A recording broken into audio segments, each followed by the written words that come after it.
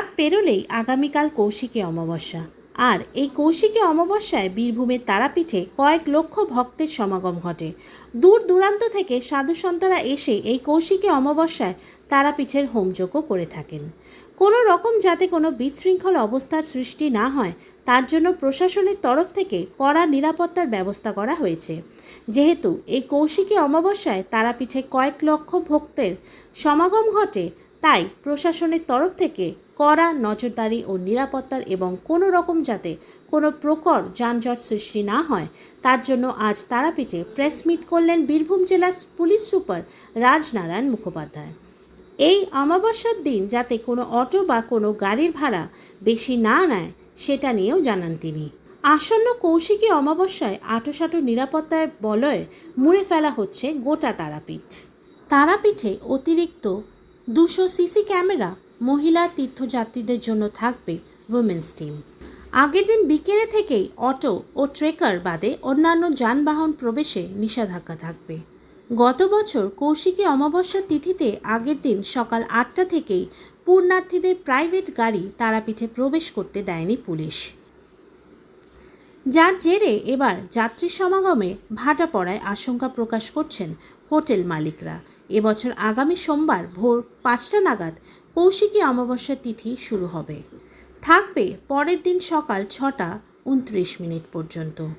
এবার অবশ্য পুলিশ অনেক আগে থেকেই হোটেল মালিকদের সঙ্গে মিটিং করে স্পষ্ট জানিয়ে দিয়েছে আগের দিন বিকেল 4টের পর পুণ্যার্থীদের প্রাইভেট গাড়ি প্রবেশ করতে দেওয়া হবে না। সেখান থেকে অটো বা ট্রেকার চেপে যাতায়াত করতে পারবেন পুণ্যার্থীরা। সেই সঙ্গে যে সমস্ত প্রাইভেট গাড়ি নির্দিষ্ট সময়ের আগে তারাপীঠে প্রবেশ করবে সেই গাড়িগুলি হোটেলের নির্দিষ্ট পার্কিংয়ে রাখতে হবে।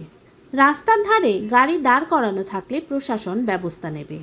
ভিন জেলার পুলিশ মিলিয়ে 1800 ফোর্স মোতায়েন থাকবে, যা গতবারের থেকে বেশি। থাকবে অ্যান্টি ক্রাইম টিম। বিভিন্ন রাস্তা মিলিয়ে 29টি ড্রপ গেট করা হয়েছে। এবার কৌশিকী তিথি উপলক্ষে অতিরিক্ত আরও 200টি সিসি ক্যামেরা ও 9টি ওয়াচ টাওয়ার এবং একাধিক ড্রোন ক্যামেরা উড়িয়ে গোটা তারাপীঠে নজরদারি চালানো হবে। এবার ভিড়ের মধ্যে চুরি রুখতে পর্যটকদের ভিড়ে মিশে থাকবে সাদা পোশাকের পুলিশ, থাকবে বিপর্যয় মোকাবিলা দপ্তরের কর্মীরা। প্রস্তুতি পর্ব প্রায় শেষের দিকে। সামনের সোমবারই ভাদ্র মাসে অমাবস্যা এবং এই অমাবস্যা উপলক্ষে প্রায় লক্ষ লক্ষ ভক্তের সমাগম হবে। তাই সমস্ত লোকের কেন্দ্রবিন্দু হয়ে উঠবে কিন্তু এই মন্দির।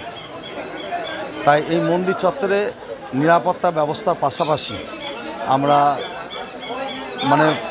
ফায়ার সার্ভিস থেকে শুরু করে মেডিকেল ক্যাম্প থেকে শুরু করে সিকিউরিটি যে ব্যবস্থা নিরাপত্তা সেটাকে আরও জোরদার করা হয়েছে।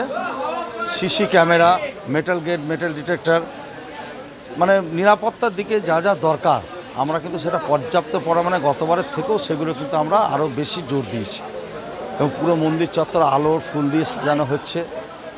ভক্তদের মন্দির থেকে জল দেওয়ার ব্যবস্থা করা হয়েছে, তাদের মাথার উপরে ছাউনির ব্যবস্থা করা হয়েছে এবং অতিরিক্ত 200 বেসরকারি সিকিউরিটি ব্যবস্থা আমরা নিয়ে এসেছি।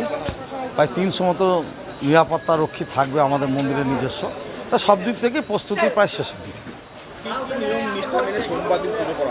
সোমবার ভোর 5টা 5 অমাবস্যা শুরু হচ্ছে। তার আগে 4টার সময় মায়ের স্নান হবে।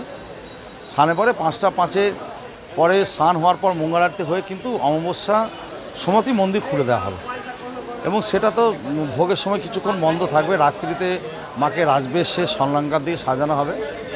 সারা রাত্রি খোলা থাকবে, মায়ের রাত্রে একদম ভোগ হবে। আর অমাবস্যা আগের রাত্রি রোববার সারা রাত্রি মন্দির খোলার সিদ্ধান্ত নিয়েছি আমরা, সারা রাত্রি মন্দির খোলা থাকবে।